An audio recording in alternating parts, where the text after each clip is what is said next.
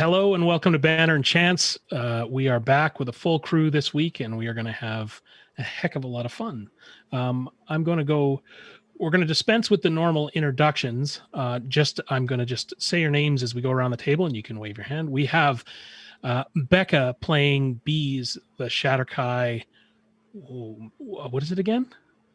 Twilight Cleric. Twilight Cleric, great. We have Luna playing Geen, our Kozakuran monk. We have Noelle playing Rook, our Shatterkai rogue / Inkbard. We have our Dragonborn Paladin, played by Brad, named of Rogar Nerixius. And of course, we have Shady playing our blonde 14-year-old street urchin rogue. We're going to go ahead and we're going to get right into it, everybody. It's so good to see you. And here we go. So this is episode 20 something. Anyway, the episode title tonight is Sugar and Spice. When the DM makes a mistake, everybody drinks. Episode 24, Sugar and Spice. Okay, here we go. Our party has managed to stalk their prey from north to south in Faerun. They've landed at a remote, fog-shrouded island. And after a frantic chase across the sea of fallen stars, they've caught their quarry, the Shadow's Glint. During the chase, Runt followed an Oni through a dimension door. She was able to infiltrate the ship and is now posing as one of the 30 stolen Herodalian children. She hides among them and watches at the center of this island in the middle of a termite mound fortress that this coven of hags has built. She watches them go about their dark business. The rest of the party, save Rogar, who is still on the boat, was taken from the beach by a strange little girl named of Clarissa Subtle. They followed her to meet a group of armed kids. Hoot, Tweet, Bark, and Buzz took them in and told them of their time on the island and what they knew of the hags. These young children were planning on mounting their own assault on the hags, and now is excited to have the help of these adults. Or mostly adults. The party's learned of several hazards that surround the hag's termite mound. They have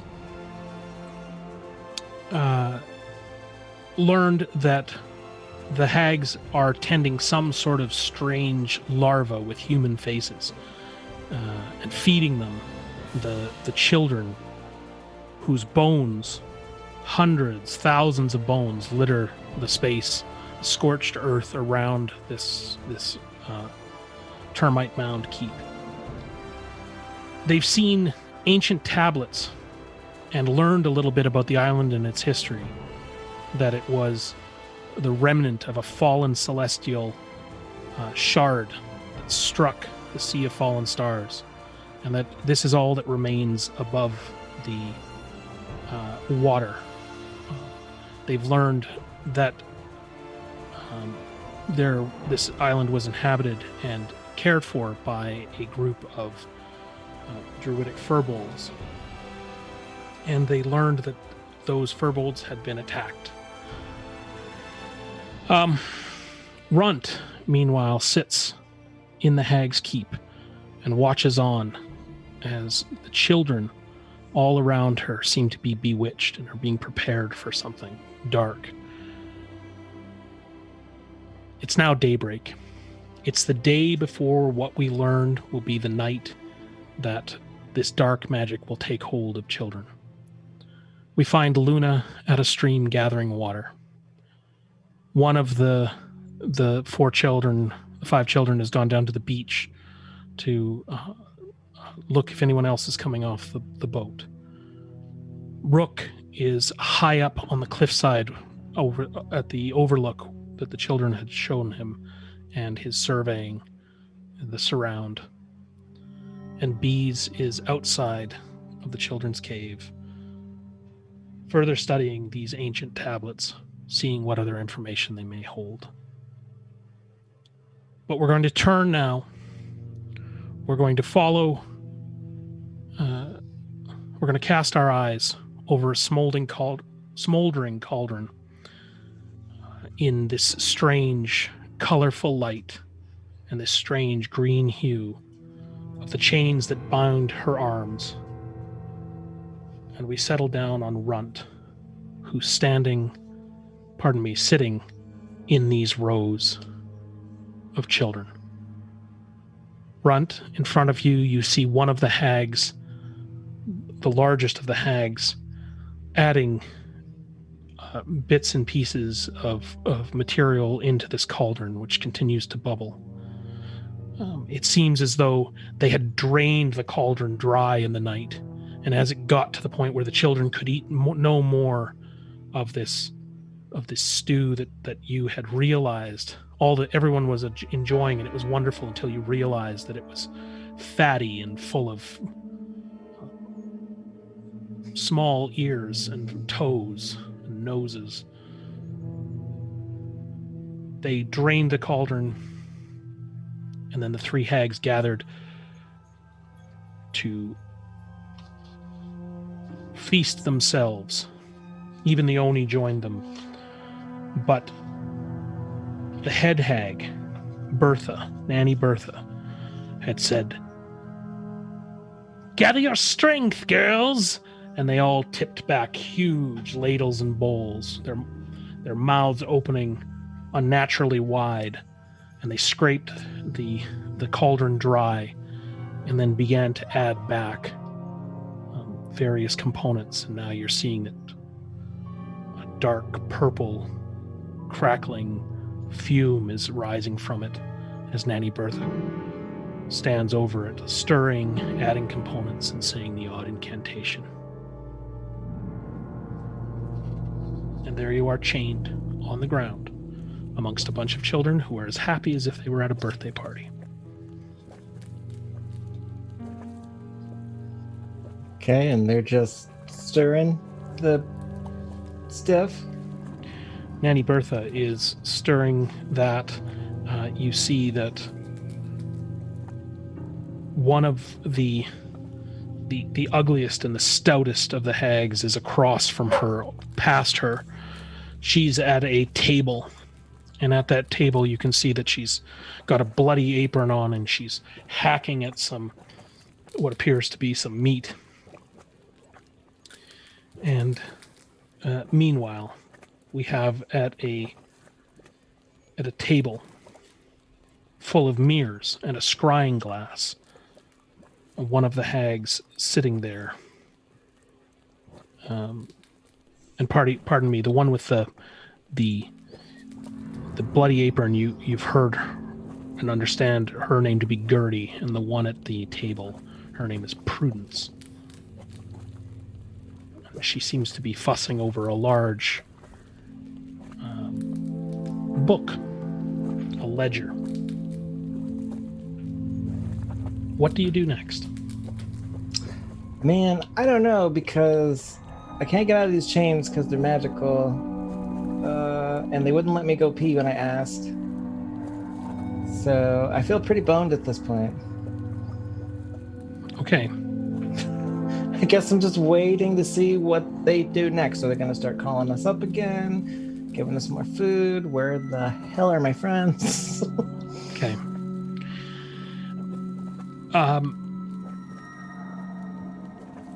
Indeed, as Nanny Bertha seems to be more pleased with her work, she calls the other two over, and they all look into the cauldron. She holds up what appears to be some sort of a pendant. It looks like might be a sculpture or a it almost looks porcelain, but it seems to be an eye. And she's sort of scanning that, using it somehow to look deeply into this cauldron. And they're nodding amongst themselves, and they are kind of laughing and whispering and saying, I think we're, you can hear, we may be ready. Shall we start the organization? Get it right, Candleteeth. Nanny Bertha Beetle Snuff says to Pretty Prudence Candleteeth, who then takes her seat back at her desk. All right, says Candleteeth. Bring the first up. They go to the front of your row, Runt. And you can see that... I want to pay special attention to how they're getting them out of these chains if they are. Sure. They go to the front of your row, and you can see them looking down across the row and snapping their fingers in front of a few children. The kids are all looking up at them happily. And the one hag, Bertha, comes down and says, Are you having a good time? And young Becky looks up at her and says, This is wonderful. How about the rest of you? And all of the children in your row start to nod. Yeah, this is good shit. Good. I think we're okay here. She waves her hand. And on your row, not the other two, you see the chains dim and then fade. And the first child is coaxed up and taken over to the table in front of Prudence Candleteeth. I think we're ready here, Prudence. Prudence looks at this child, examines her, holds her face with these large, gnarled hands that the child doesn't seem worried about. What's your name, dearie? I'm Becky Hopkins. And what's your favorite sweet, Becky Hopkins? I like candied apricots. You can see the hag dip a quill into an inkwell and write into her ledger. Becky Hopkins? Candied apricots? How old are you, Becky? I'm 9. Good. Well, here. You have some candied apricots, and you see her reach over to a mound of termite mound that's arranged on a plate. And also to your nose, you can smell this termite mound all around you. Acrid ammonia, vinegar. She breaks off a piece of this termite mound and hands it to little Becky Hopkins. Pops it into her mouth and says, This is wonderful. They're the best, most juicy apricots I've ever had. Good girl, Becky. At that point, she takes up one of the mirrors, and you can see her take a sharp metal nail, and she says, Becky, B. E. And you can hear this strange scratching squealing as the name is carved into the mirror. Here you go, Becky. This is yours. Nanny Bertha will call you up. You keep it safe. Until then, it's my gift to you. Go back and sit down now. Becky nods. Heads back, still chewing the termite mound, and sits down at the front of the row. Becky, send the next, will you? Becky turns around and says, It's your turn. And a child stands up. What would you like to do? Hey, I wanted to go next. I want the candy apricots. It's my turn.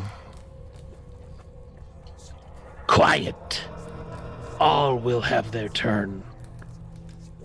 Now come on up here, you, says Prudence. This is bullshit. You can see her start to sort of cast a look over your way. I mean, I just want my candied apricots. You can see her, she sort of looks up at the head hag who has also taken notice of this. Nanny Bertha kind of looks, what's going on here? She starts to come down to the table. And for a moment she blocks your view of Prudence Candlestick.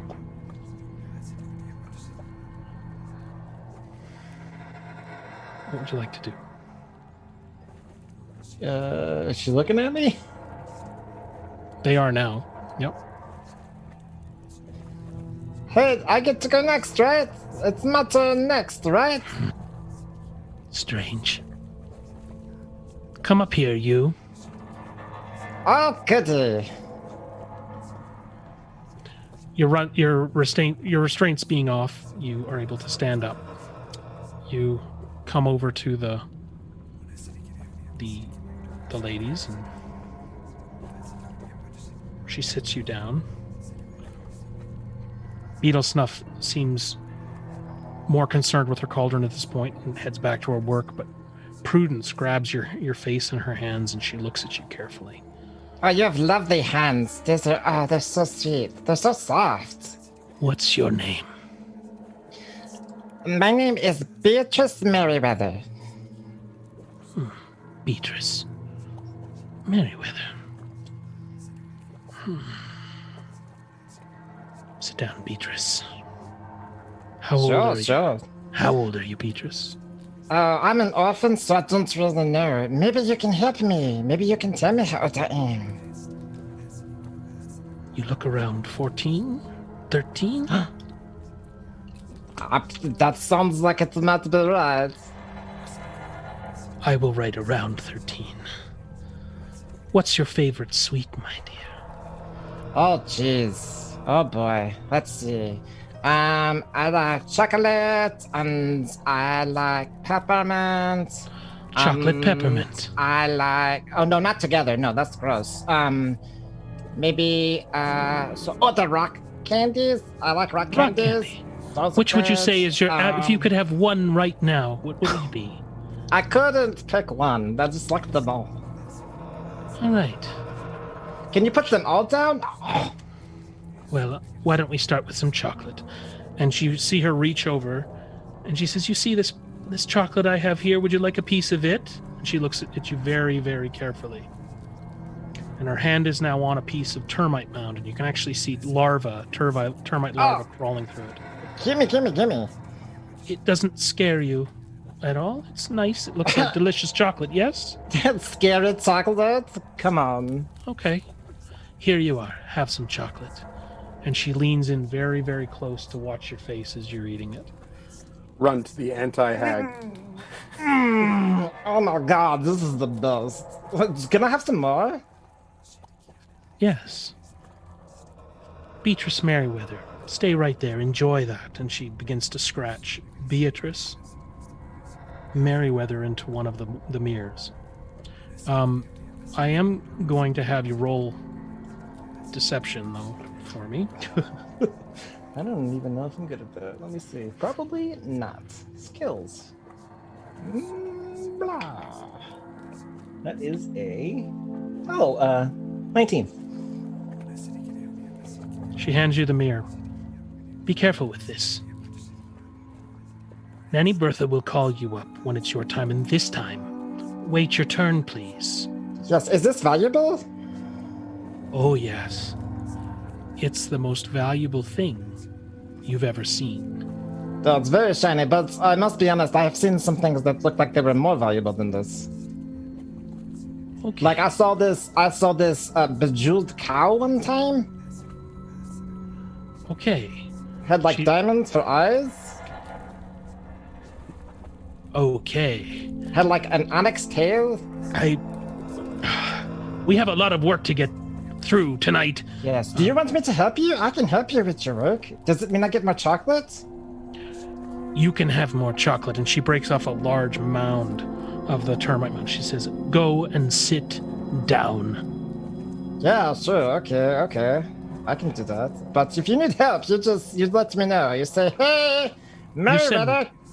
Go to the front and send the second child back to me Yeah, right now. I can do that. I'll do a very good job too. You're gonna be like, I need that girl to help me all the time. Oh, she seems to be grasping her head slightly with a slight headache. Oh, yes, you're very helpful. Yes. Enjoy your chocolate. Yeah, I'm not going to share it though. So I mean, No, there's lots okay. here. Look. Yes. Okay. Okay, you head back to the row. Yes, and I don't want to sit down because I do not want to get chained again. Okay. So I just want to kick the other girl in like the foot and be like, "Hey, you're up, dude." It's actually a boy, but you send this young boy, Leighton, stands up. He's like, "Oh, okay," and he is slightly startled, but still super happy, and he trots over to the hag, and you see her once again grab the child's face, and is now not really looking at you. Is now fully engrossed in Leighton's. Anyone looking at me? So what you see is the head hag busy over the cauldron. You see most of the children just entranced and watching her. The Oni is still dining. He is over in the corner by Gertie Grinder, and they are chatting, and she is gnawing on a couple of bones. And the two sailors that came with up the road with you are hunched over a couple of barrels, and they seem just sort of still kind of freaked out and very tired. Okay. I would like to back into the shadows and try and disappear. It's a very well lit area, but here's what you see. From your chain, directly in front of you is the stage with the cauldron and the large hag looming over it. Barrels are all off to your left in this circular sort of chamber. There are rows of children between you now and the desk where Candlestick is over on your left. Pardon me, on your right. And there is uneven walls, these termite walls, which are like not clean really, and you can actually see spots now of the daybreak coming through in cracks of these, and sort of deep slivers that show they're kind of like windows. Behind several of the children and just around the desk is a curtained area. You can barely make out through a gap in the curtain where you can see what looks like the end of a bed. And then as we continue around the room to the far side, you can see that there is this area where there seems to be shelves and things like that. And then there's where Gertie is, and there's a couple more curtains drawn across two alcoves. So there's not like anywhere in particular to hide. Uneven wall space. Yep. And do I see the entrance that we came through? You do. It's once again blocked by purple flames shooting. You can see it's sort of it's barred by these flame gates, and it's right next to where these sailors are standing. And then there's some overturned barrels and whatnot. Okay. Well, I'm going to walk over to the sailors. Okay, you're able to sort of, if you'd like to go over quietly, you can actually hide behind several barrels that are sort of between you and they. Yeah. And if I can hide, I'm going to hide by those barrels and see if I can hear anything that they're saying. Sure. Go ahead and roll another stealth check, please. Roll a check. 21. You are able to make it over there by the barrels. You're able to sort of get yourself in between them and they're talking in sort of low voices. It's not a major conversation. The one guy's just muttering to himself, saying, I hate this place. And the other one says, shut up or they'll hear you. Just let's do our job. Get them ears. Get back to the ship. It's only a few more hours. Does it look like that's what they're doing? They're messing with mirrors? They don't have any barrels? mirrors with them. Okay. They're there waiting for whatever they need to get and leave. Gotcha. Okay. Well, then I am just going to bide my time and wait for an opportunity to do something All right. that won't get me killed. Slowly, as you're waiting, the head hag is moving around. She visits the Oni once in a while. She continues to cast a dark type of this dark purple mist begins to materialize. It's very slow to happen, but you can see it's almost taking on some sort of a form, almost orb-like, above the cauldron. And as she continues to cast and checks it, very confidently as she does this, the children are slowly being processed. Some are longer than others. And over the course of several hours, you can see that they get most of the way through the first row as you sit waiting there. And one calls up the next, and some take longer than others. And especially the young children seem to, it takes a while for them to get the name out sometimes and this kind of thing. As we leave Runt hiding between these barrels, we'll go back to the beachfront. It's early in the morning, Rogar, when you come up on deck, and you can see that there is a young child standing on this rocky shore. And when he sees you, he waves. What would you like to do? Slowly wave back to him, a little confusedly. He motions you to come in. Okay. Do we have the gangplank dropped? No, you'll have to get back into one of the rowboats and find your way to the... But one of the sailors is quick to offer to help. Right. I'll row to shore. Sure. So with one of the other sailors in tow, you row to shore. He lets you off. He takes the oars himself and begins to stroke back to the boat. When you hit the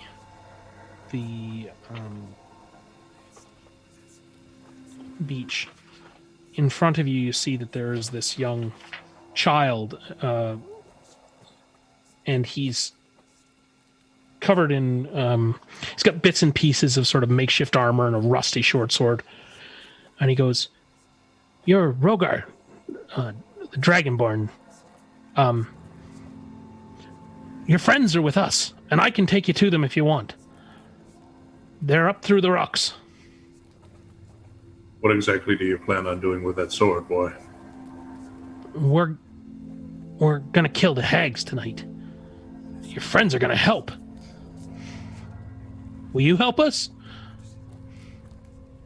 Absolutely. Come on. Be done. He takes you up through the rocky beach, in through a crack in the rock. You mount up over this sort of rise. You're able for a moment to see out over the expanse of this island, and you can see these sort of two concentric rings of craggy peaks.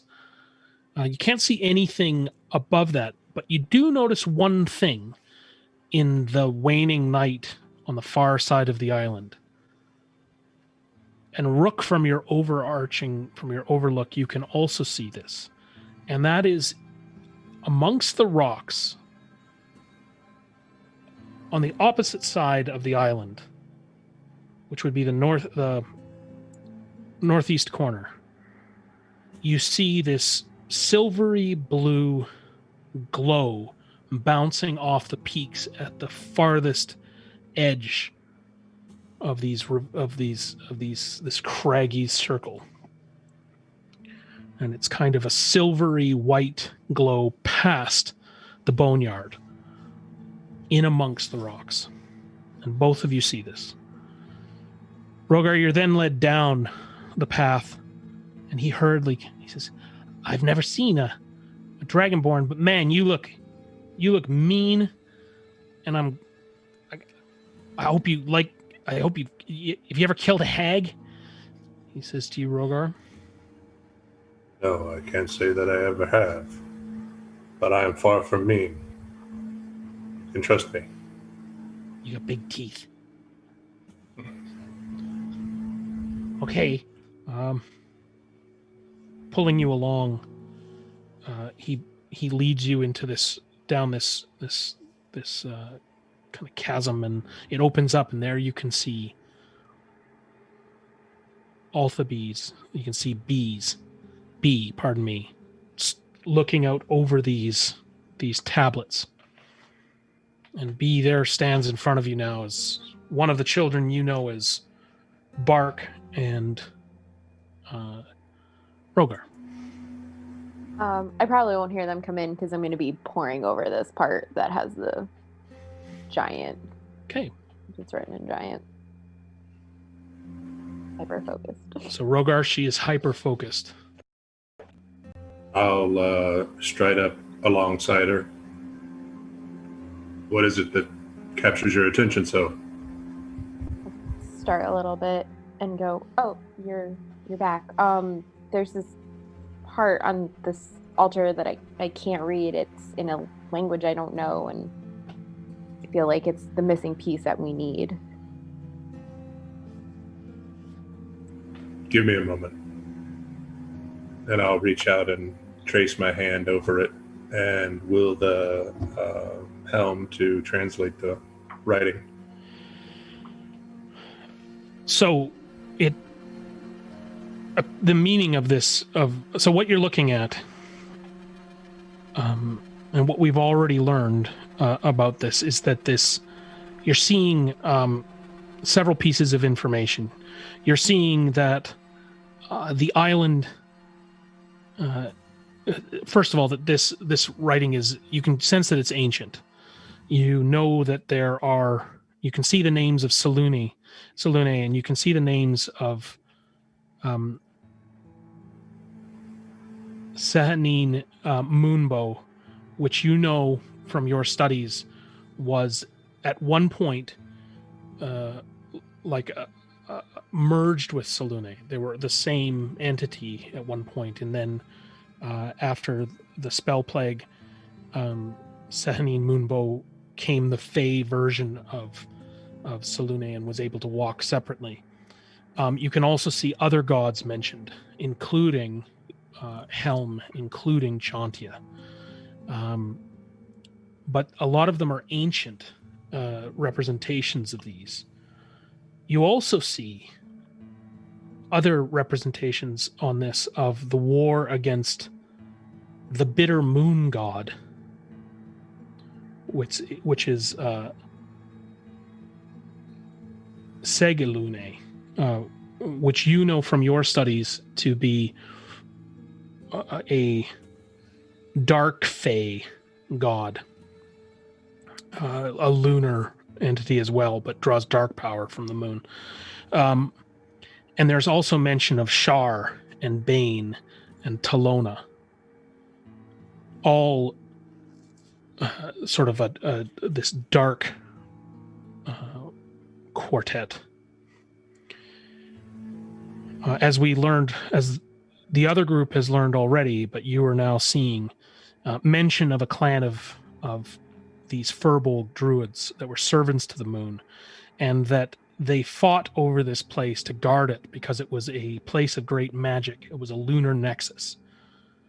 And you see the legend that this was the splinter of a celestial body or moon that was stabbed into Toril, and that this island is actually where somewhere on the island is where this lunar shard, this celestial shard, still shows. The rest driven deep into the planet.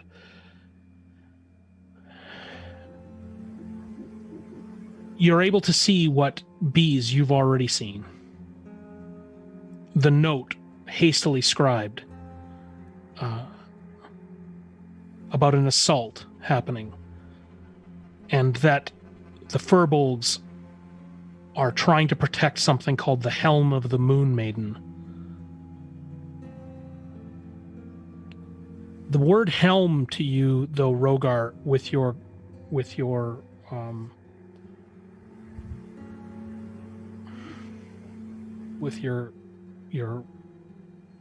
own helm, your magical helm, on. It is the word helm, but it actually doesn't mean helm. It doesn't mean helmet. It means helm, like the control, right? And there's word that they're making their last stand, and they're making it at the font. What you couldn't see, bees, which Rogar can see in these ancient scribings, because you can read it as clear as day, is that the font is on the island.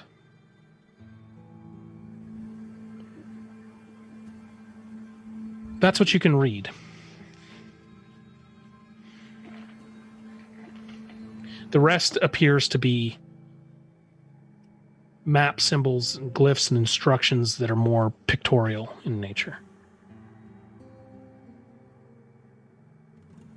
I'll murmur the celestial shard, lunar nexus, druids, helm of the Moon Maiden.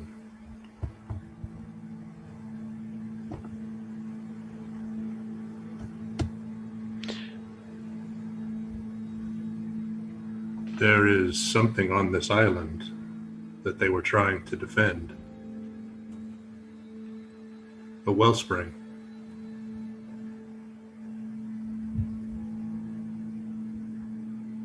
It wasn't just something, it is this island. Island is from the moon, and magic is all through it. There seems to be one focal point. I'm going to point on the map to where the symbol of Sahanin Moonbow is at the top of the river. And go, I think it's there. Either that or it's somewhere along there.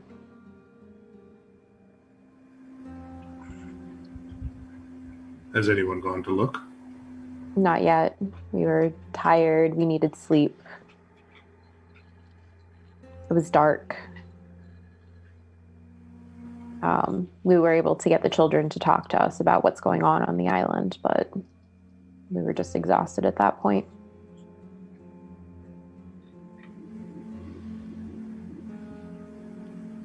Slune is on this island, though. I can tell.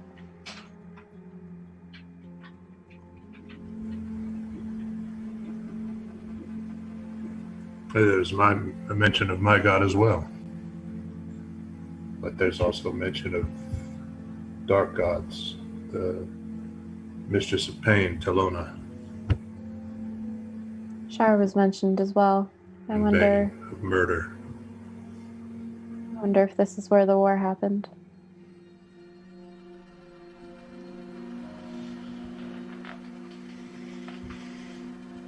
Well, if everyone's hale and well rested, I'd like to make my way up this river and see what I might find. I'll go with you. I'm curious too. And I'll lead him back through to where the river is. Okay, you haven't actually been down there yet, but that is the direction. I thought we went down there when we went to go up to the lookout as well. No, just Luna. The lookout is through their cave, and let's go there now for a moment. So going through the cave and up the ladder, here we find Rook looking out over this expanse. You've seen this silvery light, which is now fading as the sun has risen, is rising over. You can't really see that anymore. Instead, you just get a clear view of the boneyard. Yeah, I'll make a note of where that light was coming from, which direction and whatnot. Yeah, I'm basically most of what I'm doing is I'm not sure. This is a gameplay question. We can't see the actual in the map. That whole area that the hags are in covered. I couldn't tell whether it was inside or outside. No, where I'm looking down. So what you see lit there in the center area of the map is half of what we can see. What we can't see is what's behind curtains. However, we can see in a meta sense what Runt can see inside that. But that whole like sort of, it almost looks like a bean actually is covered, right? He mentioned last session that those were sand pillars that right. were Okay, so we can't. covering. You can see the tops of them. You can't really see anything other than sort of a strange. You still see these lights, but they're fading in the daylight. Okay, And you do see this sort of black haze swirling around the top of this structure. Okay, I was just wondering because I would have gone to the lookout to see if I could work out the terrain of where we think we have to get. Sure. So what you can see is you look down to your right and to the south. You can see this river on the other side now, gleaming in the sun, pale blue, a wooded area, and you can actually make out Geen filling water skins down there. With which one of the children were with you? It was Hoot, right? Hoot. So you can see Hoot and Geen just wrapping up their business and chatting. You can make out that Geen is not actually that far from the boneyard. She's just over a small forested area. That sort of green darkened thing at the bottom of the map. Right. I'd like you to roll perception, I guess would be the call. I need you to notice something. Yeah, my passive's 17. I don't know if it's lower than 17. You can see within this boneyard, and with your eyesight, you can see that you can make out little glinting bone piles and everything. But very briefly, you see movement among the bones. Does it look to be like the same color as the bones themselves, or are we okay? Yeah, it seems to be piles of bones that are kind of shifting and moving around, kind of snaking around and forming. They're sort of formed of bones, and you can see on the far side some similar movement. I'm just gonna be staying up there and just learning as much as I can about the topography. I don't have any other way that Rook fights. Rook fights by learning as much as he can about where he needs to go, and then going in with a full head of knowledge. So what you are wait for someone else to come find me if we're going somewhere else. So I'll stay up there and just learn as much as I can about the topography, basically. Sure.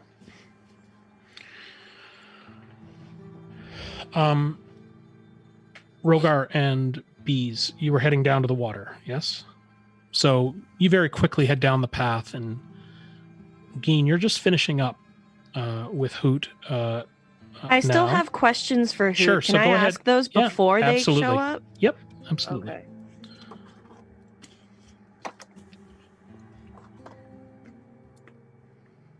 Hoot, do you mind if I ask you a few more questions? Sure. Last night, when we were up top, we saw some colorful lights. What were those? That light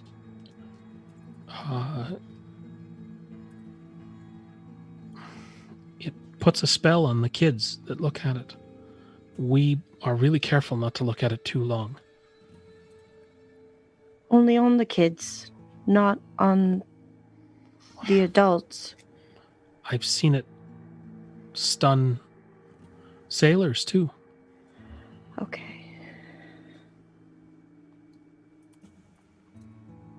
Is that where we're going to go tonight?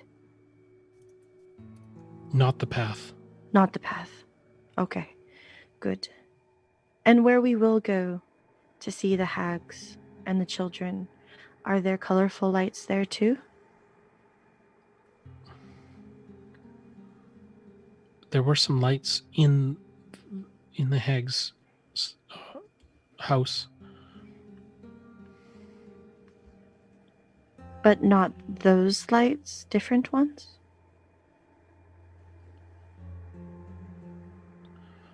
They're kind of the same. Kind of the same. Okay. They had me.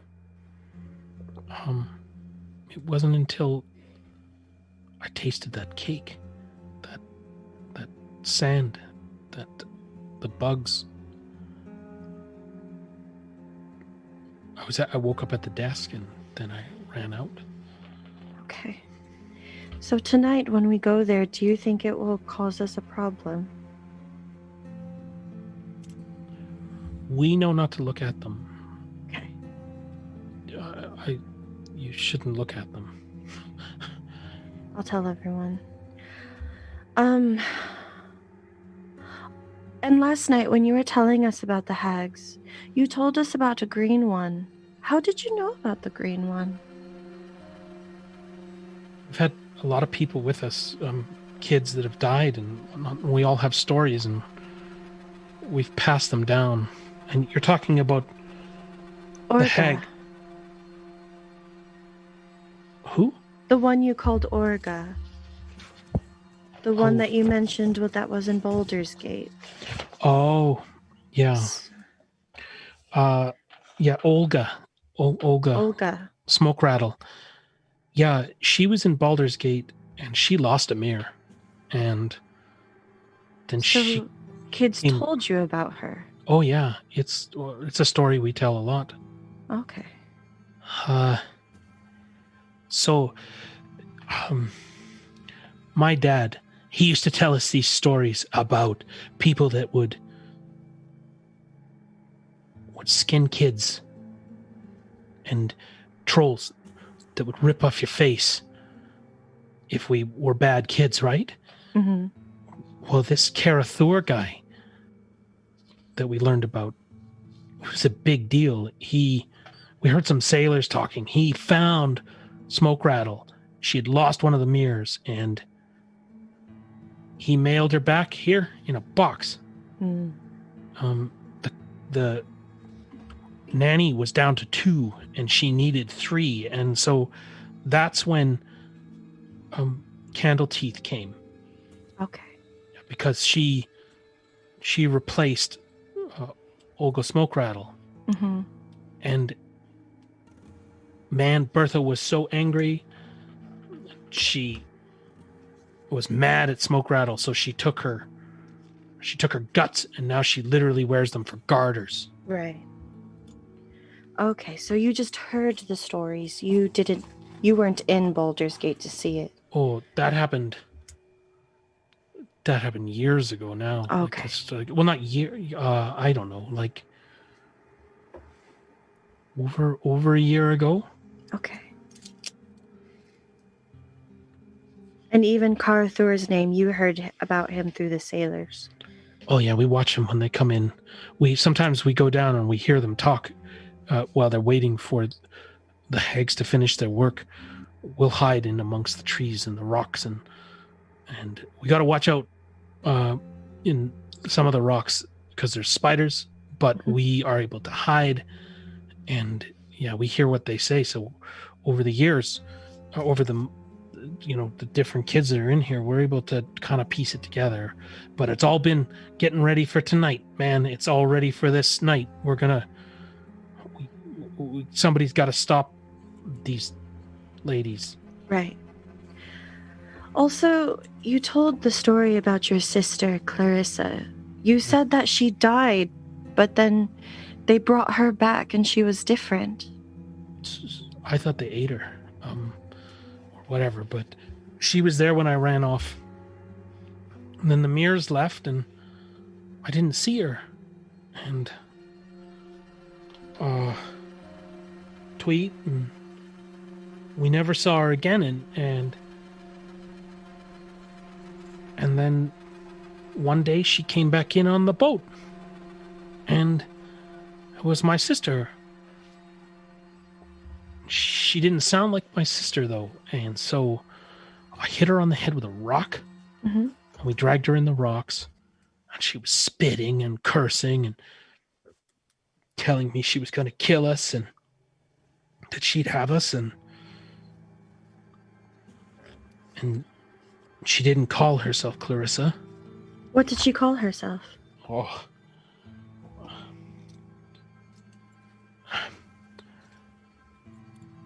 It was a weird name. It was like Glarn. Glarn. Glarn. Do they do that often where they bring kids back? Or was she the first one? The first one, and we got her, but she calmed down when we gave her the water. And as long as I keep the water in her, she stays nice. If I don't, it's like Glarn comes out. Do you know why they would have brought her back? I guess I'm lucky. That's good. You should always be with family. And also, I noticed that, so before you were saying everyone doesn't use their real name. You use Hoot, there's Buzz, there's Tweet, there's Bark. But why doesn't Clarissa have a special name like you guys?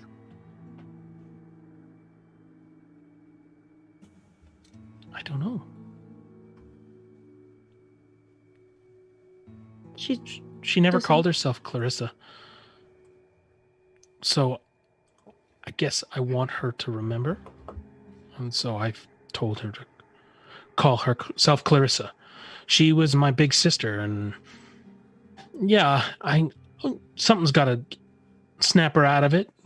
I'm hoping once we kill the hags that she'll remember. But we shouldn't use her real name when we go down tonight, because you said we shouldn't give our names to the hags. We're going to tie her up. We're not going to take her Oh. down with us. Oh, okay. Yeah. Well, I guess hope that'll make her be safer. We got a lot to get ready for. Mhm. I did have one more question.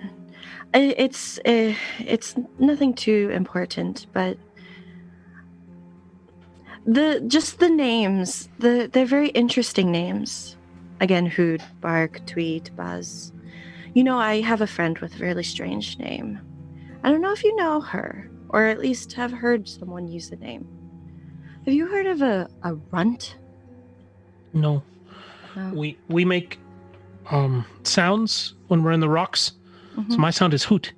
Ah. And he goes, hoot, hoot. And then as he's saying this, you can see two forms, and Rogar is emerging from the rocks, and Bees is with him. Yeah, we've had lots. I miss my friends. Squeak. I had another friend. His name was Beep. Beep. And there's been so many. And then from high up in the rocks, Geen, you hear a whistle. And this seems to really excite him. He goes, whistle!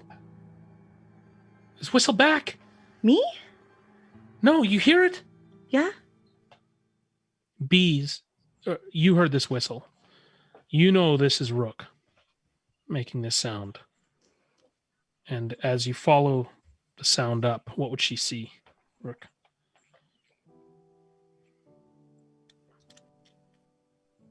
Of course, I'm muted. If they can see the bluff, it would just be Rook waving. Okay. I'll signal for him to come down. Off I go.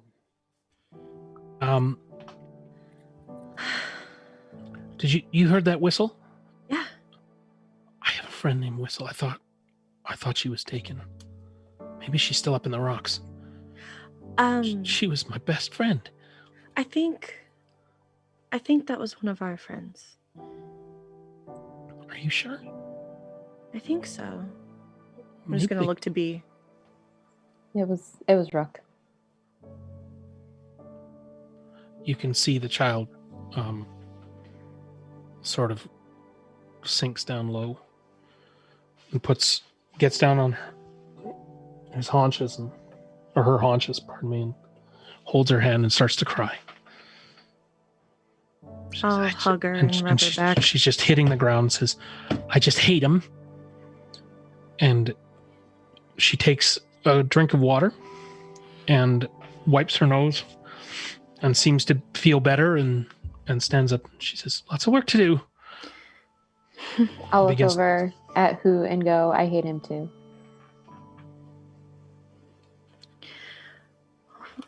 Hoot, why don't you take these canteens and go back while I talk to my friends? He gathers them up. He says, I'll be back. And he slings them over his shoulders. He says, watch out for the water. And he runs up the trail. Okay. It's good to see your face. through the bushes. Okay. All right. Rook emerges. Rogar, Bees, Geen, you're all together. Did you finish Likewise. whatever errand you were doing at the back of the boat? Yes. Everything is fine. Oh, by the way, I'm going to toss Rook his little water skin. Here. This will probably come in handy. Tell me about it. So Rogar, lots to catch you up on. I don't know if you want to do this here or why you guys came down here. We need to go look for this symbol right now. What symbol? The one that was on the map at the top of the river.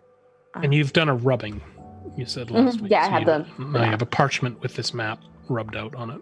Is there something there? We're not sure. You toss me that map for a second. And I'll just take a look at it. And I'm trying to figure out whether the blue light that I saw from where I was standing and where my location is on the map, if it's sort of the same kind of direction or... I saw this Yeah, blue light. So with your passive wisdom, it fits. Yeah, You saw blue light? yeah, from the lookout. Do I know what the Is- blue light means? It seems like a blue light, a silvery blue light. Looks a lot like my tattoo. Same as what Rogar had seen. Yes. How far is it? Do you think? Are we going to make it there and back before we go down? Or should we do this after? Looking at the map, again, it being such a tight island, not a mile across, not, it's sort of, it's that condensed. It is a little over half again as much as it would take you to get back to the boat. I just want to put it in perspective that the other one of your trio is more likely going to be dead the longer we take. So We can't do anything until tonight, though. That's the only thing. that We're is- not going to be able to do anything until the moon is in the sky. and we need at least 4 hours. We need 4 hours beforehand. So Well, If it's we- morning time, so we could make it there and back and rest again. If we crack on right now, we probably could. Back in time. Should we tell the kids that we're leaving? Do we have one of them that's maybe been up the river that can take us, that can tell us if we're walking into something we don't know? Because I know that- we're not that far from that boneyard, and those bones are moving. Just so we're all clear. I could run back and ask. I'm a pretty quick runner. What do you think, big man? If one of them has been that far, that would be terrific. But if we hew too close to the boneyard, I am not want to put them in danger. So we Hmm. should just do it by ourselves? they know this island better than we do. They're going to know how to get around that boneyard. I'll go run up and ask. I'll just be real quick. Just ask for like the fastest, quietest one. Probably the eldest, because they've lived here the longest. I'll double dash up. Hoot and Tweet are outside. They're sort of talking amongst themselves. They both seem to be fairly actually happy that they've got the backup here. They see you coming up the track. Hoot, Tweet, does anyone know how to get to the top of the river? You can't swim it. Can you climb it? Stay No. on the bank? No, it's too rocky. There's no way to get up there. We've tried. The only way we think to get up there is the water. Okay. So no one's ever been up there. Well, we've tried. We've explored. When we go north, past the bay where they pull in the boat, Mhm. we go up in those rocks, and we've lost people up there. There's spiders, big ones, Mm. and they eat kids. We've tried to swim the river, but it as soon as we get into it, it gets fast, and then we end up, most of the time we end up out in the beach where we got you guys. So suddenly it just rushes as soon as something's inside. Yeah, it's kind of weird. Okay. Thank you. I'll be back. And I'm just gonna run back down to my friends. So bad news. They said that it's too steep to climb, and the only way seems to be through the water, but as soon as someone gets in the water, it just rushes and pushes them back out to the beach. They've tried to go around, but apparently there are spiders you have to fight, and they never got very far. So they've tried to actually go up the river themselves. Mm-hmm. I just point at Yeah. Rogar. I just point at Rogar. He's a lot bigger. True, but this place is magical. I mean, I could fly up there Can you make it there? in theory. I Can you though? I don't think you can. I really don't think you can. It's the middle of the day.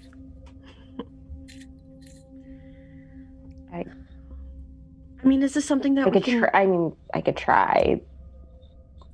Can we just put this off until after tonight? Is this really something we should do right now? It mentioned a font. What's The a font? center, a wellspring, a fountain. I found. And if this is where I saw a shimmering glow earlier today, then there could be something there that could be of great use to us. So should we just try to climb the cliffs? Well, it will really deplete me and my sister, but depending on how this river works and depending on how strong you are, mate, we might be able to actually make it through the river.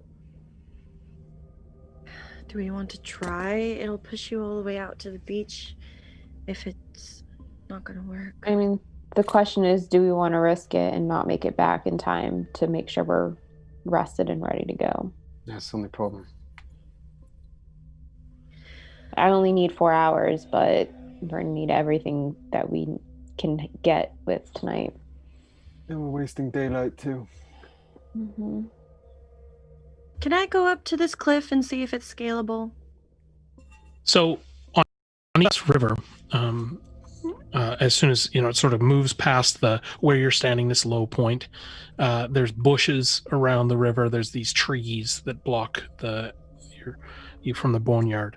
The sides of the canyon where the river heads up look glossy, like sheer and molded almost, and they're not craggy. The tops are craggy, but they're very thin, sparse, and it's more like this river is moved through a carved channel almost. And How far across, and then how far up would you say could be estimated that if there's like a landing a little higher up, maybe, or yeah, no landing that you can see. Okay.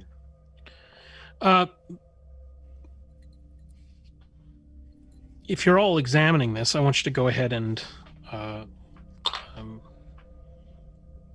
roll investigation, I guess. Whoever's interested. 15. 16. 17. Oh, we're all rolling? Okay, cool. If you'd like, we can roll with 14. Yeah, so Rogar, what you see, not too far from where you are, not too far off the path, and just up as the floor of this canyon narrows and it's overtaken by the river, there is a copse of sort of low bushes and trees, and you can see what looks like the prow of a boat.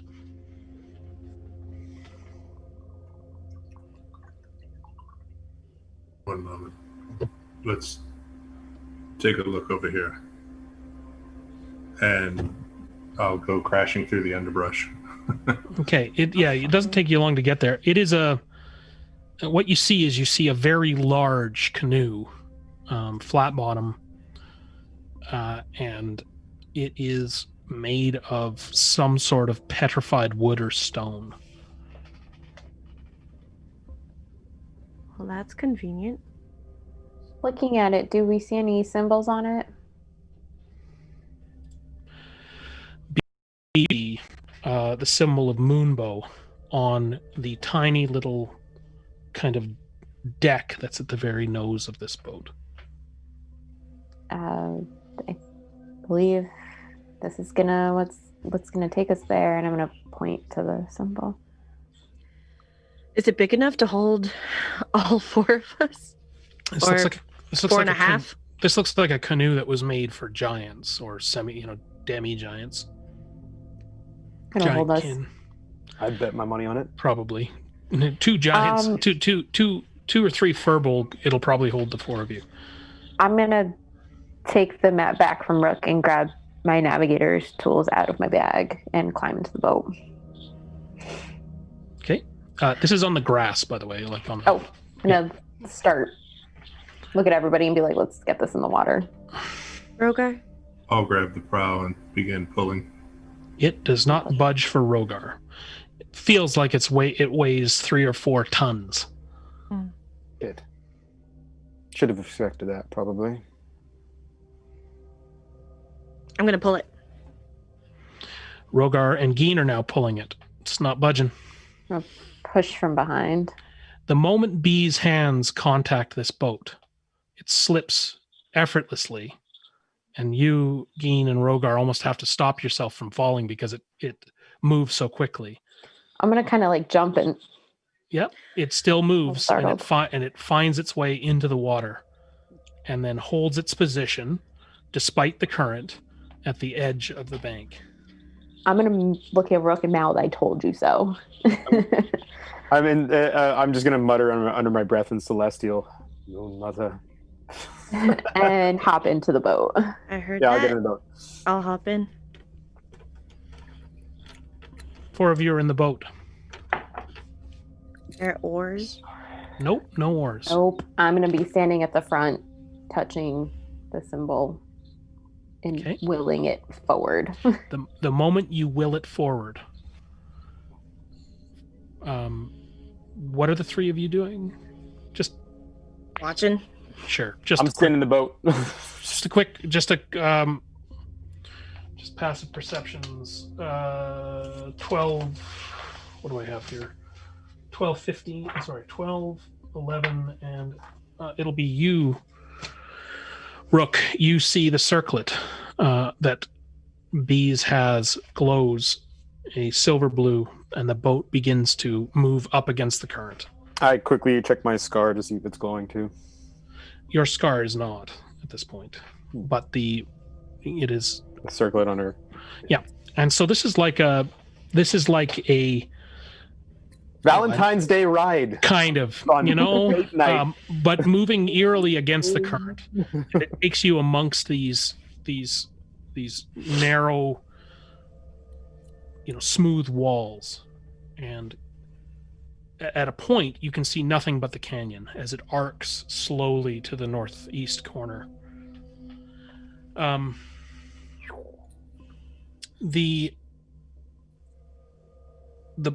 You skirt between the peaks, first through bushes and everything, and then into these peaks, and you begin to approach what you see as this white small island where this kind of where the boat then stops, and you can see at the very top there is a sort of a larger pool, and in the middle of that pool is this crescent shape island with the concave facing south and a pedestal almost in the middle of it, and water is spewing forth from this pedestal and filling the island, filling this pond, and then the pond is feeding the brook. That explains that. Am I getting any sort of feelings from this site? They're not. The answer is yes. You are sensing the presence of the divine magic you're familiar with. However, it's not intense. I'll step out of the boat and start making my way towards the mountain. All right. You are now all at the base of this pool, and I'm going to say that would you like to disembark from the right side of the water or the left? What do you mean, like when it lands? Yeah, you can either get The off left on the right bank or the right bank? left bank or the right. Yeah. I mean, I'm following the moon lady. Yeah, same. the right side, I guess. Okay. On the right side, you are in amongst this little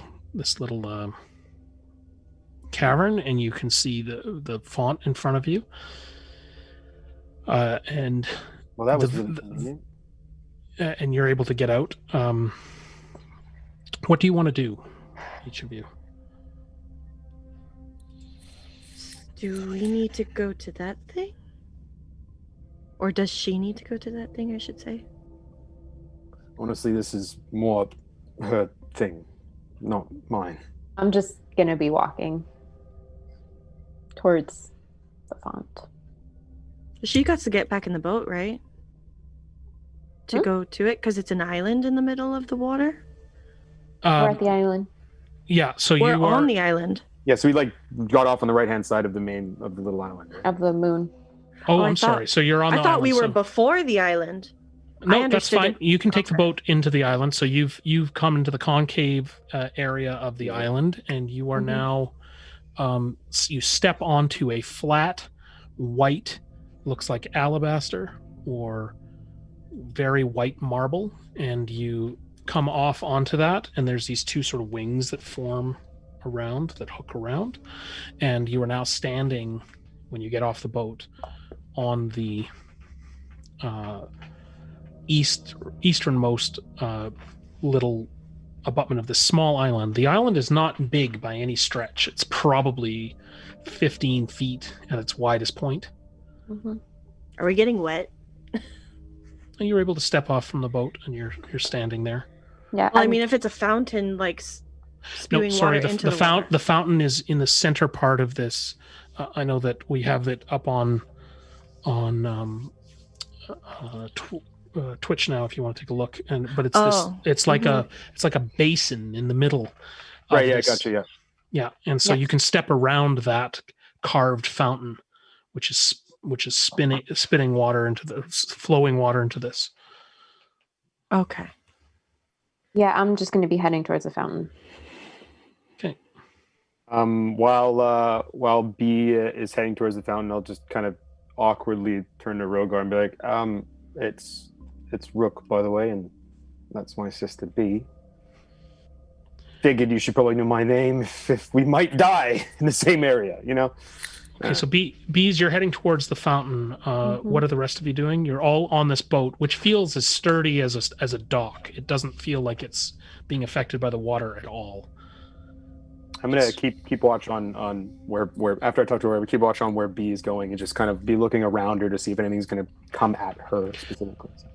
So what you see is in the direction of where the Hag's Keep would be, what looks like a log jam, actually, and then to the northeast corner you see the entrance of another pathway that you could get cut through the rocks on if you were on the shoreline. Does that log jam look man-made or like? Roll perception, please. Or investigation. Far away? I don't know. We'll roll. It's not that far away. 20, 30 feet. I'd rather do perception because I've got expertise in it. No, let's call it. Sorry, just call it out. I'm looking for my. Well, it's not bad. It's an 18 on the roll, so it's either 18 or 20. Yeah, it's going to be wisdom regardless. So, what you notice is these aren't logs; they are very large white bones. You can see in amongst them even large, what look like halberds or quarterstaffs or sort of spear-like objects. But these bones are bleached, and there's even rags and something around them. And just based on where we are and where we've come, could I make the really loose assumption that whatever this is blocking is kind of in the direction of where the termite mound is? You are oriented enough from your intense time looking out over this. You now recall that you saw this low break in the rock, and that it was obscuring from your vision anything that you're standing on now, but it appeared like from up where you were a large log jam that was there, and so you are pretty sure you know that this is at the north. The other side of this is the boneyard. Okay, so I'll when I sort of see that, I'll turn back to Rogar and be like, oh, look over there, see where the logs are. That's jammed not from nature. And if I'm right, below that would be some of the boneyard and some of the areas of the terrain. If we wanted to cause chaos, we could knock that loose. Just a thought. I don't know.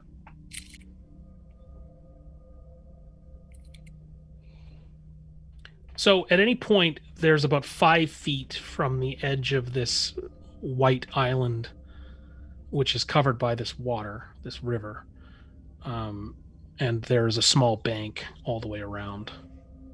And you could try to clear it, or you could potentially use the boat to get over there. But if you clear that, will it be too noisy? I mean, clear the jump, pardon me. Clear the distance. Well, I'm talking about what Rook said earlier. I mean, noise, confusion, chaos, something different than the norm is always better cover for anything. Don't look here, look at what I'm doing over here. You know what I mean? Like. So tonight we should come back up here and enter through here? I don't know. It's just an idea. I'm just asking. Yeah, it bugs me that this water that we see everywhere that really helped. I'm surprised how much I felt more balanced. Why the water's here and then 50 or so yards from here is a hag coming. It doesn't make any sense. It's not it. You know what I mean? Like this whole place. Like, look at my sister's. Moon thing on her forehead. It's glowing. This whole place is all moon, everything. Yeah. And yet right over there is this dark weirdness. I don't understand it. I mean, on the tablet, though, it mentioned something about a war against some sort of evil-ish, bitter moon god. I mean, what if these hags are connected to that somehow? Maybe they're using the power in here, or created that mound somehow. Rogar, are you listening to this? Yes. And bees? No, I'm Okay. Rogar. Probably almost to the fountain at this point. If you'd like, Rogar, you can roll a religion check.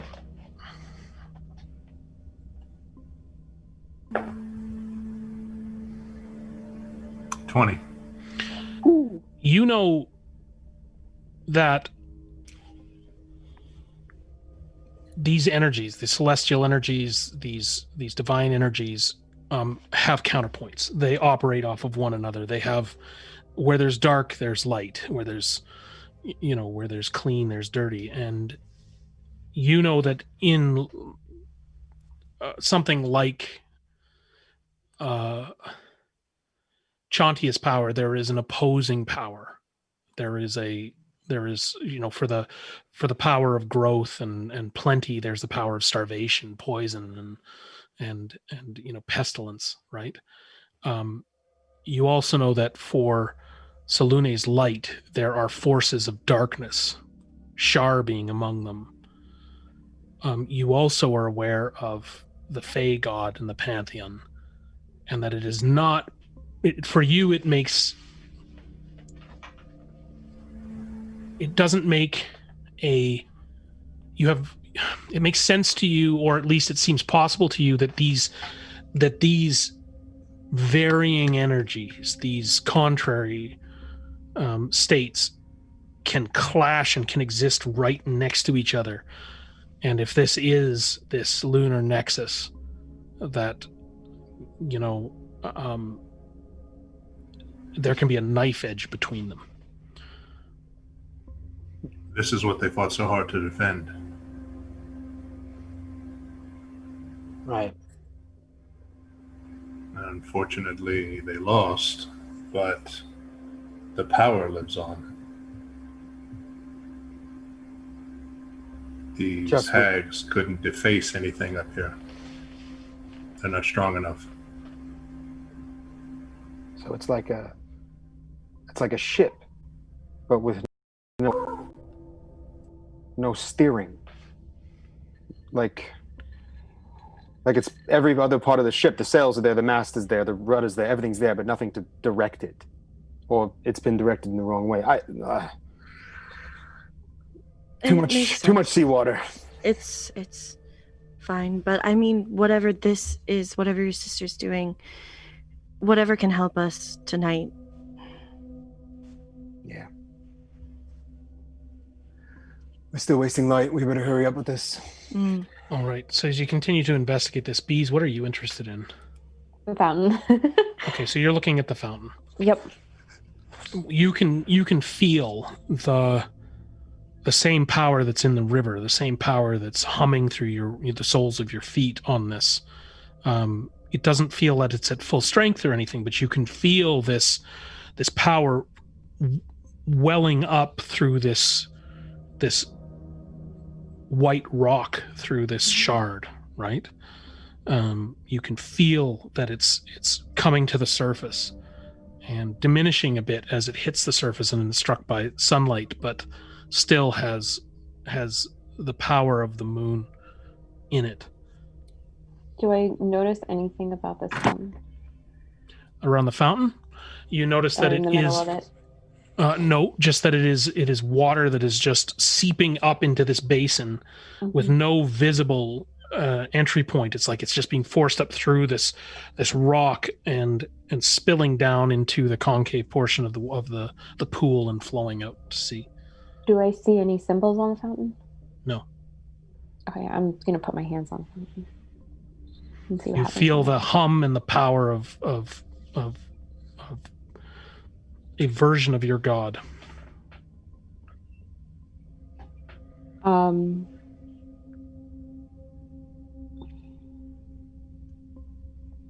gonna call everybody else over. Okay. And there's nothing in the middle of this, right? It's like it's Just just a big bowl of a water. clean bowl on the top of a piddle on the top of a pillar, and it's just constantly being filled with water, and the water is jetting out over the edge. There has to be something that makes this work. There's no reason why there's just a fountain up here. It's just There's the something- cleanest water that you've ever seen coming up through this rock. Almost just it must be pushing through these pores of Ooh. the stone in tremendous pressure, and I'm then gonna- it's spilling over. Put my hands in the water, actually in the water, not just on the phone. Sure, you immediately feel a sense of restoration and peace, and it's as if that water is blessed. What if you drink it? Like what Clarissa was doing and what we were doing earlier. I think it'll do the same thing that the river does. It feeds the river. But there's Rogar said something about a helm and it controls the island or controls something, but how does it work? Helm of the Moon Maiden controls the Moon Maiden. Something controls that. But is it the Moon Maiden like what was on there, Selune or Sehanin, or is it like a different person? It would be one of the two of them, but how does it work? I say drink it, but that's just me. I mean, there's no harm in trying. Unless, Rogar, you know about drinking religious water if it's going to do something bad. I take a drink. Okay, never mind. Just kidding. As you do, you can all see that his tattoos and his scars, the symbols of Selune that he's wearing, glow brightly for an instant and then fade. Do you feel different? You feel restored, calm. Same as at the brook. Same reaction. Although this is getting a lot easier. And as he goes like this, the tattoos that are covering his arms, they start to just kind of, and they go like around his arms, around his shoulders. Right? They Yeah. like move. So the is sensation that you have, B, is, and that what you're seeing, it's almost as if you're exposed to pure moonlight for just an instant until the sun hits it, and then it seems to fade. It still has restorative powers, but it doesn't carry the same light it would have if it was in the darkness or in the night. Whatever it is, there's something here. I mean, Tonight's the full moon. But coming back here tonight during the full moon, we have to go down there and take care of the hags. Unless B stays here at the full moon, and after whatever happens, she comes to where we are fighting the hags. I don't know. I'm just throwing ideas. What if this is the key to getting rid of them? So we don't fight the hags tonight. We just stay here. No, we need to fight them tonight, but what if this is the key to getting rid of the evil from the island? You feel like you could chuck God from this place, right? But as you sit, you can't see anything other than this pile of bones. how far? Can I try and jump from our little moon island to the other side? Like, how far of a distance is it? Because There's a large shield that is on the bank. That at that point the shield seems to make it about 3-4 feet to the shield.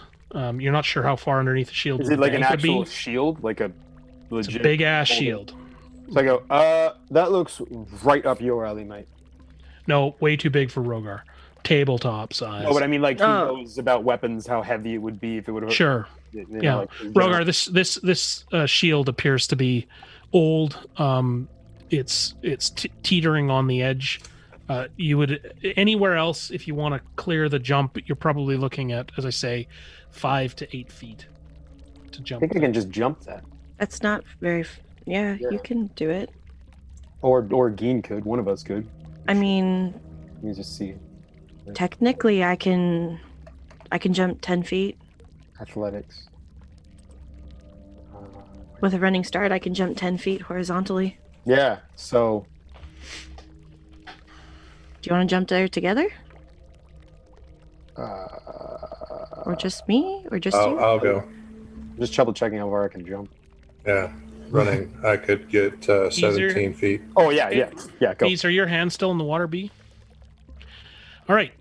The water as Rogar jumps across, it's like an extension of your arm, and it reaches up to grab Rogar and surrounds him, like it comes up in a column, surrounds him, and for an instant you feel as if it's you grabbing Rogar, and you know it's about to pull him down into the water. And pull my hands out. Okay. No, pull your hands out. Rogar, you hit the water, and suddenly you are sort of constrained in the water, and you begin to move downstream. Put my hands back in. Thank You you. stop. What do you want? What do you want to happen to Rogar? I'm gonna push him towards the shield. You are lifted up. I can't even remember that name of the movie with Ed Helms, where they were down on The the water. Abyss. The Abyss.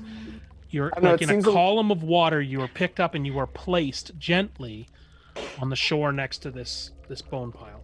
Hold me Water recedes. like the river of Jordan, and I will embrace. Okay. Free Willy. Yeah. So there you are. You are standing next to this bone pile. Well, that was interesting. Okay. You think? What the hell just happened? Okay. Who's next? Are we all going over there? I just wanted someone to go over there to see how far it was down from there, what they can see. Rogar, what you can see, just so you're aware, is you can see on one of these skeletons where you can see the skull, which is right sort of near you. Just a quick perception again, please. They're big skeletons. Holy mackerel. 12. On this, yeah, it's good enough. The you see a circlet around the skull of this giant, this small giant. That circlet is very much in the fashion of what B is wearing.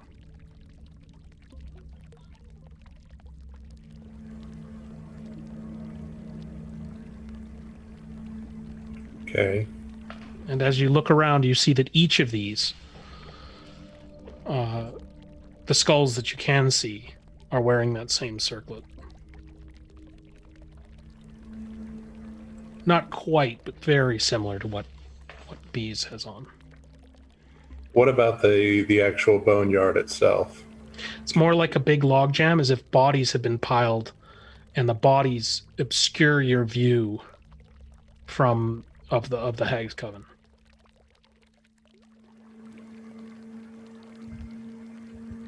But it obscures their view from it too. Yep, it would shelter them from view of this island.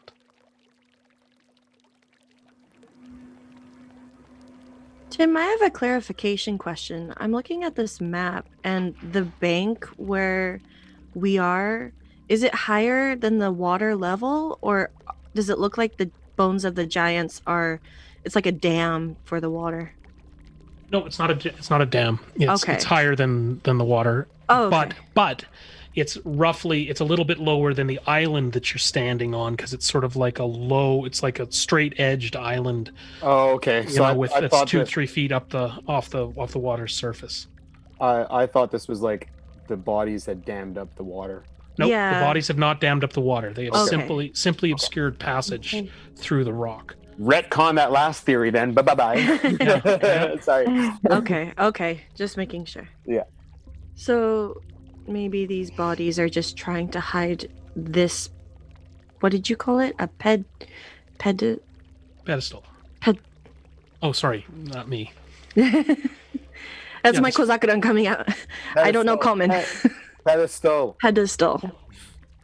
So it's hiding that, maybe. Mhm. So no one can see it. We need to leave the bodies here because these hags need to not know about this.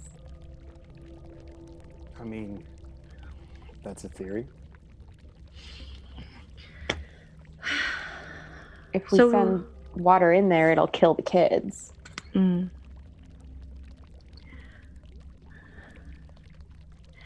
So B puts her hand in the water and she can control the stream. That's pretty powerful. yeah. But As- The helm. As you continue to investigate, the hours tick by, or you're probably up there, better part of the early morning. Runt, you are, as we look back into the Hag's Coven, the guards are even more tired than they were before, and they're kind of nudging each other to keep them asleep. The hags are slowly making their way through the rest of the children as it nears sort of the noon hour. One child spat out the cake, and it caused quite a commotion as that child panicked, and then was quickly taken into one of the curtained areas. And you saw a flash of purple light, and Nanny Bertha emerged with the child, smiling, sat them back down at the desk. It's not too much longer than one of your little Lem Trimble, who you'd met on the boat, is called up. And you see him sit down and begin to answer the hag's questions.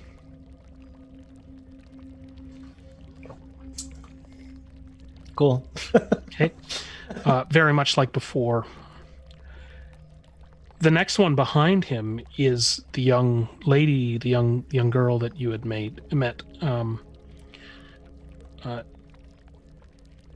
She had introduced herself to you as Mercy Wallace. She stood up, and as she stands up, you see her cast a scared look in your direction. But she walks to the hag, and the hag says to her, "Name, dearie?"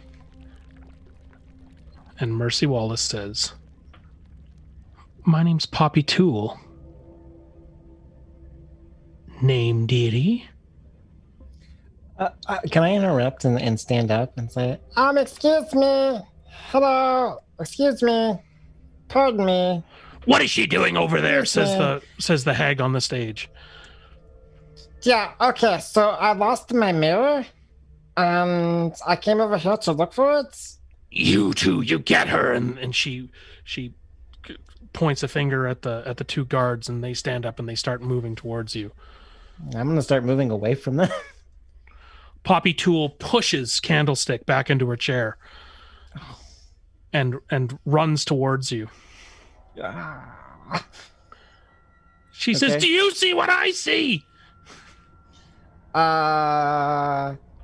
Boy, you just suck at this. Okay. Is there anywhere for us to run at all that looks like a path to get away? You can see that there are breaks in the termite mound where there are windows, crude sort of breaks in these columns. You can see that you now have three hags looking at you. One of them picks up a giant cleaver and is waiting for word from Nanny Bertha of what to do. You've quickly got these two guards closing in on you, and you see a curtained area behind the desk where you had seen that bedpost. Okay. Well, let's head towards the mounds, Sure. like the slits or whatever. Mercy Wallace is right next to you. What do you do? Grab her and pull her with me. Okay, the two of you rush to one of the slits in these two termite mounds. It immediately starts to get very, very narrow, but both of you are so small that you're able to sort of jump at it and leap sideways. I'd like you to make an athletics check as I make one for Mercy. Athletics or acrobatics, whatever you prefer. 19. You are able to easily clear. She has a little more trouble, but with your help, you're literally hauling her through. She gets halfway through, and you feel the hand of this gnarled hand of one of the hags reach out over top of her and then grab her by the arm. Oh, I want to stab the hand. You pull out one of the legs of Morbenthal, and away you go. Go ahead. Back off, bitch! All right. Roll attack, please. 20. Nice. That nat 20? No. Okay. Like a 12. Sure. Okay. So at the same time as her claws rake into Mercy's arm and score big scars right down to the bone, your blade comes in and stabs this hand through the wrist. In and out. The hag screams in horror. Please go ahead, and you realize this is Candlestick. Go ahead, and can you roll damage for me, please? Does that count as sneak attack or no? I will say no. So No, go ahead, because you know what? I'm going to say that she didn't expect this from you. Okay, cool. Oh, 6, 18, 23. Woo! 2 6s and a 5. All right. Nice. She howls in pain as your blade goes in and out. The hand withdraws, and you are able to pull Mercy outside of the termite mounds. I would like you to go ahead now, and what you notice is that all around you the termites are writhing on these sandy things, and they start to emit this formic acid. Clouds of formic acid begin to sting your eyes, and you can see that your eyes are running red, and so are Mercy's. So as you hit the ground outside the coven, and you can hear them trying to get organized, you are now having to deal with this stench that's filling the air as these termites crawl around. Go ahead and just roll Constitution for me, please.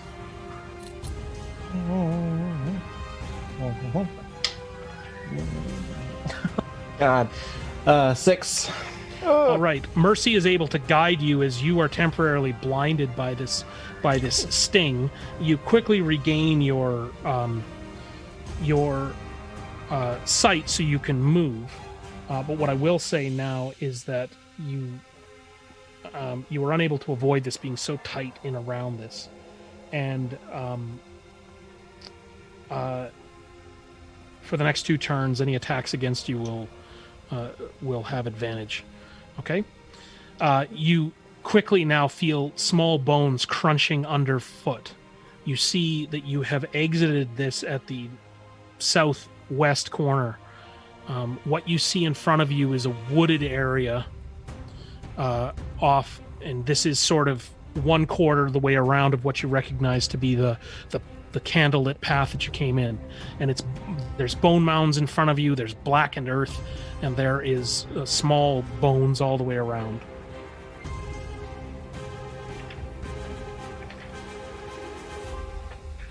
Mercy Wallace is pulling you towards the wooded area. We have to go! No shit. So you are running. Are you running full out? If she can keep up with me. Okay. Your speed again? Is at a flat run, my speed is 50 feet. One of the bone piles, the largest bone piles off to your left, begins to coalesce, and femurs and skulls and tailbones and spines begin to wrap in around each other. It stands up into an almost human form with 2 legs and what look like 3 or 4 arms, all formed out of various parts of other people. Skulls mound up around the headspace. Pelvises form a crude face. And this thing kind of growls this creaky kind of wooden growl and begins to stomp towards you. It's now about 50 feet away, and it's coming towards you at about 30 feet of move. You're I- able to outpace it as you're heading towards the wooded area. Okay. I'm guessing none of us can see this from our little, not even No. radar from this bird. It's on the other side of the map, kind of thing. Like, You begin to outpace this thing, Runt. I want you to roll perception for me. Do a lot of perception. That would be 23. You see that off to your right now, instead of a creature that's kind of humanoid shaped, you see this wave of bones starting to sort of swirl and mass near the pathway. It begins to course towards you like a wave of bones. It's in this kind of churn, and it's almost like a wave rising up and thing. You're now, give or take, you've cleared more than half the distance to the trees. You are now in the trees, I will say. You can hear the bone monster, the one that's standing, crashing through the trees to your right, trying to get to you. And you are in this sort of thick glade.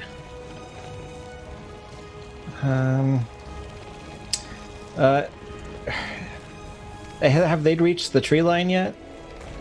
You are now almost through the tree line. What you can see is a wooded path, and you see two things as you emerge from this path. If you go right, facing now the south, if you go right, you are going to be heading. You can see a small river running. If you go left, there's a beaten track that disappears within the rocks. Between those rocks is a small child beckoning you forward. Okay. I want to tell Mercy, Hey, go that way. and point towards the kid. And then I'm going to start shouting to get their attention and then run towards the water. Okay. You don't hear the wave, but the golem is starting to come up on you. It doesn't seem to regard Mercy. You see her take the hand of this child and be taken in between the rocks. You are beaten cheeks the other direction, and now you see a river in front of you. I'm going to wait till it gets close to make sure it's not following Mercy, and then I'm going to jump in the water. Okay.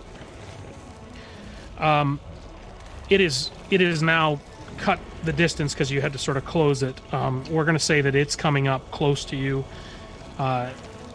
It's now 10 feet away from you. And I'm diving in, but she doesn't know how to dive. So she's just jumping. You dive into the water. The water wraps itself around you, and you immediately begin to feel like you are coursing downstream. Meanwhile, the water rises up and kind of acts like a battering ram and smashes against this golem, and the golem gets forced back and disintegrates into a shower of bones, which then start to sort of coalesce again back into its form. Bees, with your hands in the fountain, you feel someone at the very edge of your reach. You feel like you've just attacked something scary, and there are those sensations exist simultaneously. Can I tell that it's a child, or like what? One is a child. The child is in the water. It is moving away from you. You can feel it I'm being taken out to the ocean. Going to pull the child up towards us. Runt, almost violently, you stop in the water. You are taken up above the water, and you begin to course in a real scary kind of way in this bubble of water, sort of spitting and sputtering, but you are carried all the way up. The water washes away any sense of the sting from your eyes. You actually feel quite comforted, and this water races you northward. Bees, you can feel this child coming closer and closer and closer to you. I'm going to slow the child down and gently plop them onto the shore of Too late! the island. No, just kidding.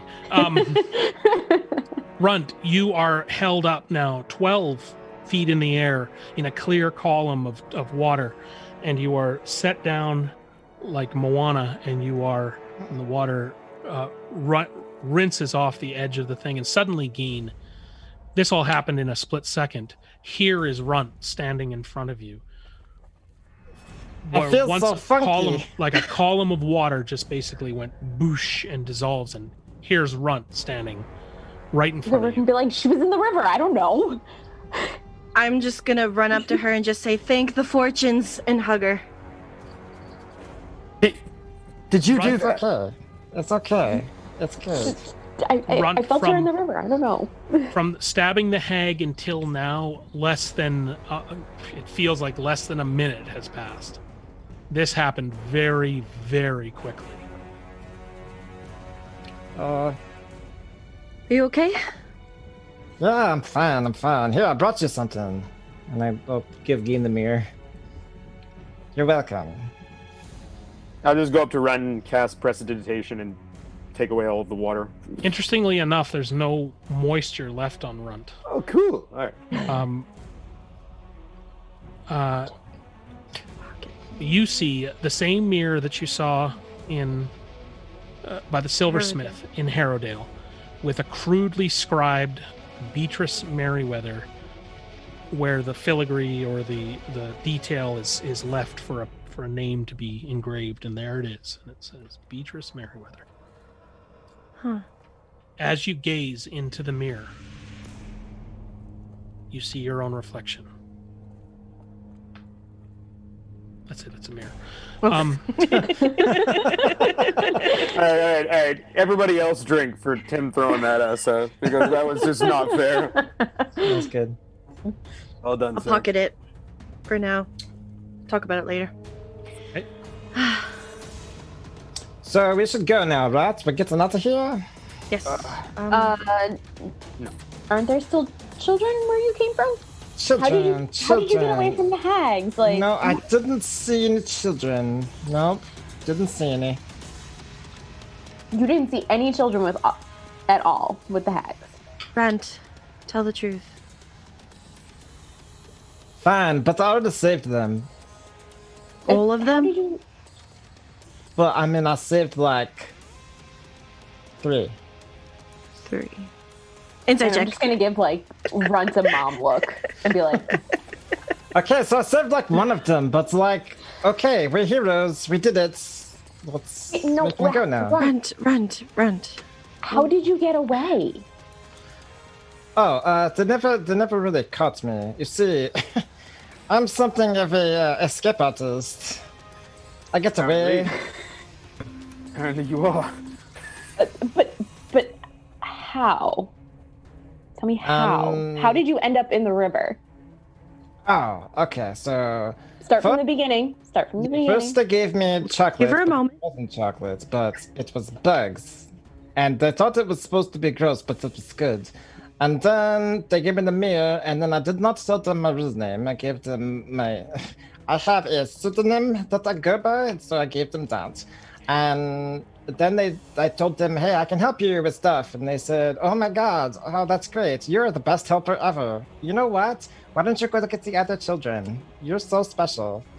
And so then I went to get the other children, and then nobody was looking, so I hid. And then this stupid girl pushed this bitch, and then they was going to kill her. And so I was like, oh my God, you dumb bitch. Okay. So then I grabbed her, and then we ran, and then they tried to grab her through this like little thing, and then I stabbed the hand. And she was like, ah, that's the worst pain I've ever felt in my life. And I was like, yeah. But how did Oh, you and then end there up was in this thing that was made out of bones. Take a breath. Jesus. Let her finish. Yeah, so this thing that was made out of bones, and it was coming for us, and then we saw some kids and some rocks, and I was like, you should go there. And then the thing came up, and I was like, hey, you want to mess with me? And it did want to mess with me, so I ran, and then the water smashed it. water smashed it? Yes. The same water that saved me. I didn't do that. That I did not do. Yeah, but you know exactly what she's talking about, because you were the water for a moment. Well, that was a lot.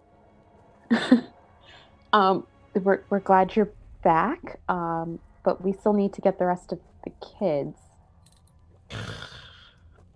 Grant, Fine. we need to do this. Did you say Yeah, that's the kid you were with went with another child? Yeah, they was hiding in the rocks, and they were like, this way, this way. That's probably one of the others, Geen. Probably. Yeah. And when the girl got there, they were like, who's that baby you're with? I can only assume they were talking about me, I mean, of course, I would. obviously. Sure. I mean, evidently. So you Brent? said the Yes. water smashed this creature, right? Yes. New plan. Full moon, maybe we lure the hags to the river? Across the boneyard?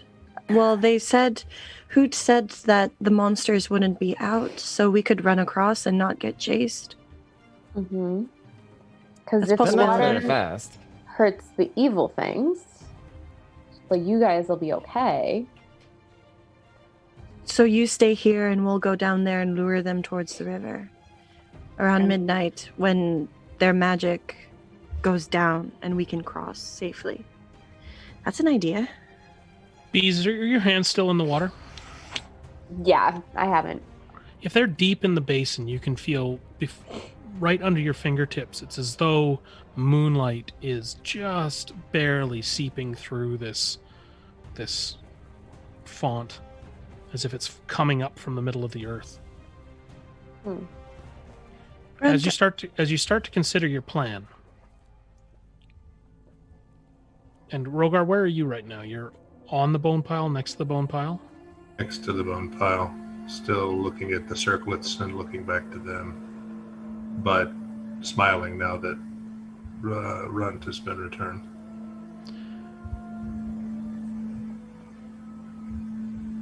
As you're contemplating what to do, Bees, Mm-hmm. and Rogar, you're looking down at one of these large, massive skulls with the circlet on it. You could swear you see the skull turn to look at Bees. And then you ever so gently feel the body, the skeleton, shift and attempt to stand up. And that's where we'll stop. Oh, I wanted to ask Runt more questions. That's all right. She'll be there. always questions with you. Well, freaking, she gave me the mirror and it's got a name on it. And last session, they said that the hags can tell if you're lying. So tell me, We are. Runt. we are approaching noon in our world, just so you're aware, give or take. Okay, guys. That was I'll tell you what. Wow. Okay. Let's get on to some beans, and we'll see what we see. It's time for the magic beans. Ho! It's time for the magic beans. Ha! Time for the magic. Time for the magic. Let's see who gets the magic He's beans. playing, but I don't hear him. Okay, well, I missed him then. Yeah, I didn't hear him either. So we're going to go ahead and ask anybody who's on the Twitch with us to. I think we're going to ask anybody who's on Twitch to go ahead and vote for your favorite player, who did the best RP tonight, and our skilled team of mathematicians will calculate the results and tell us who wins our poll. We're going to go around the table once, and we're going to take the results from Twitch, and then I'd like all of you to please stay on. Because we're going to have a quick announcement of some things that are going on. So I'd like each one of you to please go ahead and nominate your fellow player that you think really nailed it tonight. Runt. Runt. Run. I think it's unanimous. All right. We got so Runt. Yeah. That was some role play skill. That was quick and awesome. So great. Runt, that will Yes. take you up from a +7 to an inspiration +1 with just our parties count. Yay. And when I wait to hear back from our man Chalta, I want to give my bean to Geen for ruthlessly putting there that we poor go. child in the box and interrogating him. So, And also for pushing the boat. She Awesome. goes, I'm gonna push it. cool. He's cracking up. All right. Sorry, I'm just wildly flipping between things here. So, Geen, that will take you. I don't know why I don't have this written down. Oh, there we go. Plus 9 to- to inspiration. Thank you very much, Brad. So you are at inspiration. We have 2 players now sitting on Gonna need inspiration. it. Awesome. And I'm just going to double check for our. Oh, we got a little bit more on the poll. So I'll tell you what, while we're waiting for this, why don't you tell us what's going on, Noel? So once again, man, we're trying to help out the general mental health during this crisis. So Wisdom Save Weekend is happening. This is all online at startplaying.games. And it's just a bunch of really cool DMs that have signed up to play one shots, and they're trying to do like almost like a 24-hour streamathon. So it's $20 to join. You can join any of the one shots you want. It's still running until the end of tomorrow, which will be Sunday. But it's for a good cause. It's mental health awareness. So Great. Fantastic. and also I got to do this for myself because it's my buddies. So please go check out Dice Cream Sandwich. They've got really cool stuff. And Great. Yeah. Our friends at Dice Cream are doing a great job, and we really appreciate their support. So check out Wisdom Save Weekend. Yeah. It's still on tomorrow. And thanks for that, Noel. We are pretty much at the end, but we got another vote for Runt. So Runt, that's pretty much a hat trick in our books. thanks. yeah. Very there you creative go. way So- to try and escape. Absolutely. The last thing I'd like to mention is I just want to shout out to Korok DM, our man from the other side of the pond, who is incidentally joining us tonight on Twitch. So for all of you players, for our team here, if you have a chance to just quickly jump on the chat and say thanks to him for that fantastic map. Mhm. Thanks for that fantastic map. Check Yeah. out all of his work. It's just unbelievable, and it makes my job so Danke. much more fun. So thank you very much. I think with that, we're going to say goodnight. So best of luck. Stay healthy. Stay safe. Good night, everybody. Good to Tell your friends.